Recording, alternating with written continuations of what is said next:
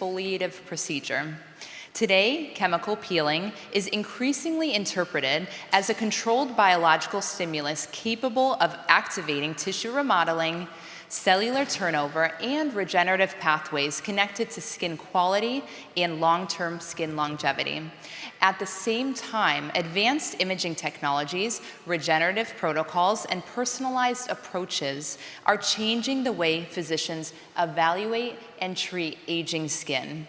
To explore this evolution through clinical experience, regenerative dermatology, and advanced peeling strategies, I'm pleased to welcome Dr. Viktor Shavlak.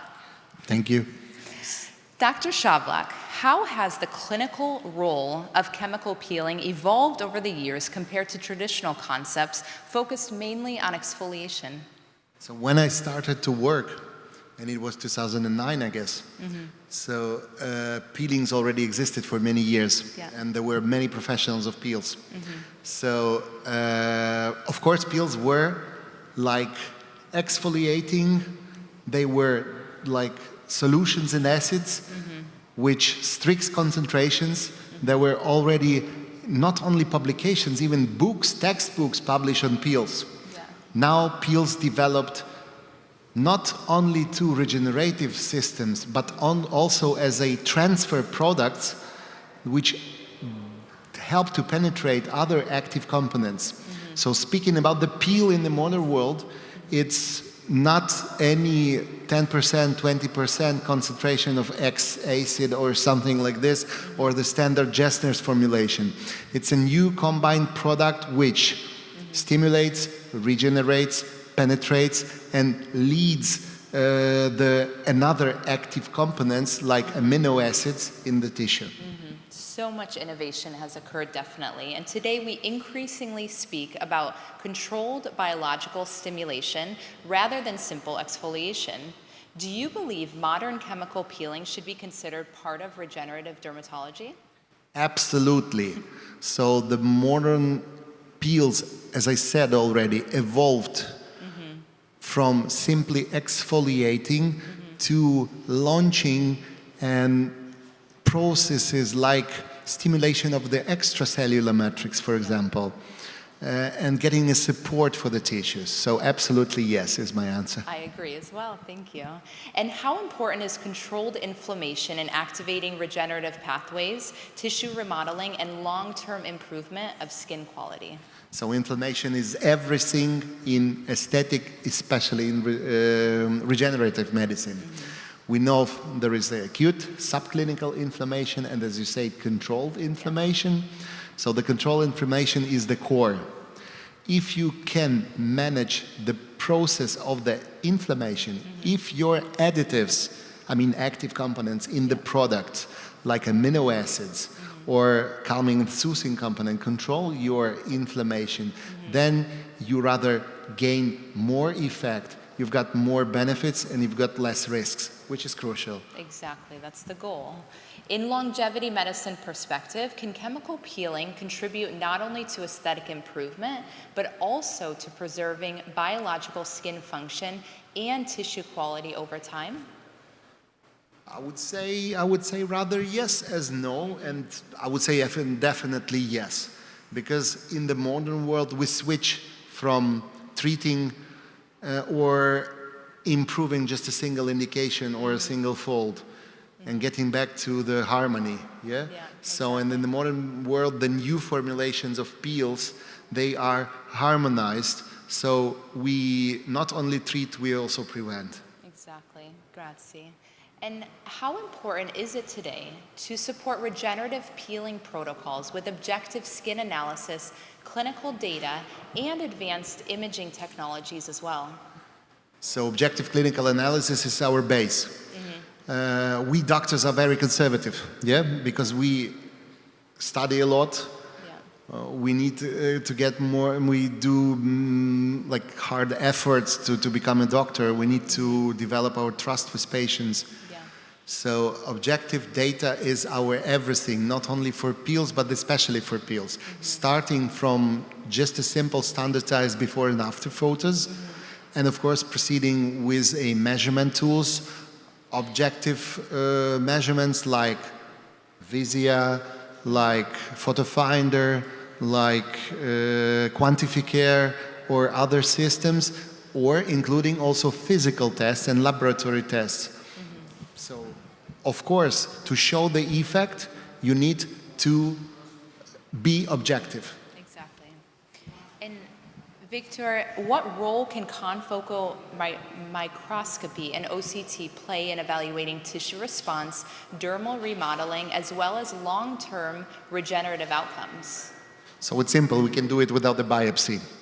So doing this harmless to our skin and controlling the processes over the period of time, which should be a period of time, because we definitely can improve the function of the skin, we can improve the focus, the collagenegenesis.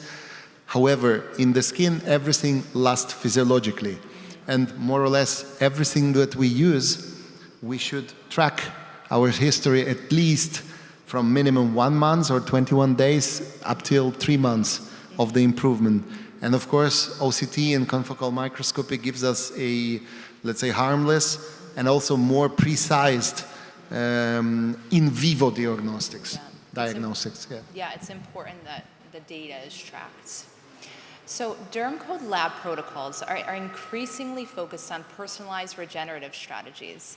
From your clinical experience, how important is protocol customization when approaching skin aging and tissue quality? My personal strategy is personalized approach to the patients. Always. We should understand the patient, we should understand the expectation, patient's expectation, and the patient's other side should understand what we can do or not. Realistic. So it was told today by the colleagues that we rather do not treat anymore with standardized protocol. However, the standard protocol doesn't mean the safety profile. The standards protocol means that we just approach 1 to 3 points of injection or 12 points of injection, you don't care, because every person is individual. So protocol should be for safety reasons, exposition time, other things like preparation of the skin before and after skin care and so on and so on. Yeah. However, the personalized protocol should be adjusted to everyone. So multifactorial for each patient, exactly. And how do you integrate PRP and regenerative approaches within modern peeling protocols to optimize the tissue regeneration and skin quality? It's easy. The peels, they launch the biological stimuli through the chemical and biological now because of the new components mechanisms. The PRPs, they add the growth factor. So we have a bread and butter, or we have the ground and the seeds. Yeah, the sheet and the mattress. The sheet and the mattress, yes. Yeah. So which are the most common mistakes physicians still make today when performing chemical peeling or combining regenerative protocols? I would say this is a misevaluating the skin. So, and doing everything standardized. But first of all is misevaluating the skin. Yeah. By the skin assessment, you should definitely understand and ask the patient, and you should understand and realize the features of the skin. And then you can understand which peel you can perform, which exposition time, which combination, what will be the downtime if it will be, and so on. So misevaluation of the patient. The primary assessment is our core. So do you always start with the superficial skin? The outer layer? You mean the outer layer of superficial, if I assess it or if I treat? Treat it first. Let's say I think what is the condition of my skin, what is the prevalence of the indication, and I'll have a look what is the superficial skin. Still personalized. Still personalized, Always. yeah. So which patients are the best candidates for regenerative peeling strategies, and how important is individualized treatment planning today?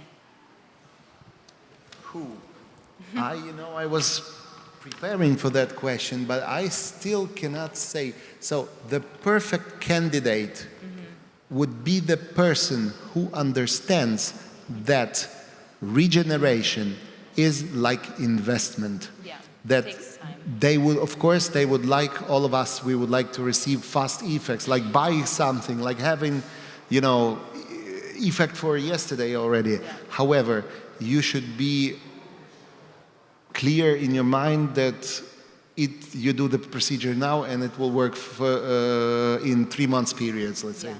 Building realistic expectations. Building the trust and realistic expectation. Yeah, Exactly.